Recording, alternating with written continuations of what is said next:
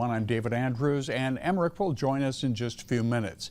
Speed-involved crashes in the state of Michigan have decreased by more than 30% over the last 5 years. That's according to Michigan State Police. News 10's Bobby Cushing here in studio tonight with more on the numbers and the police plan to make sure that downward trend continues. Hi, Bobby. Hi, David. Well, in 2022, there were more than 26,000 speed-involved crashes. A year later, in 2023, that number dropped around 20% to just over 21,000. Michigan State Police found an excessive speed was a factor in over 200 fatalities resulting from motor vehicle crashes. It's a common feeling among drivers. Less speeding leads to a safer drive, which Dan Kesterke has seen firsthand. That matches the statistics that you mentioned, that being down, because I don't see it as often.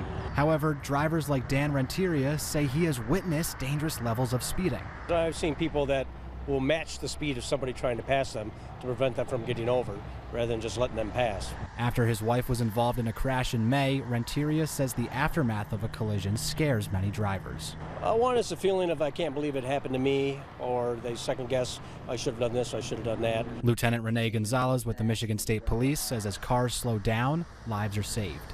32%. Think of how many lives that saved, how many injuries that it saved.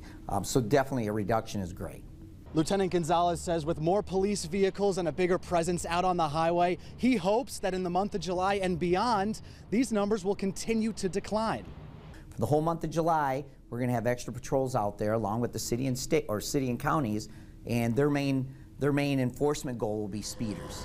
Which aligns with what drivers want. You make a lot of stops, but they don't necessarily have to write tickets. Well, when you see a police presence, everybody drives the speed limit. So if they could have more people out there patrolling and Lieutenant Gonzalez says along with a decrease in speed-involved crashes, both distracted driving and drunk driving crashes were also down in the past year. David, back to you.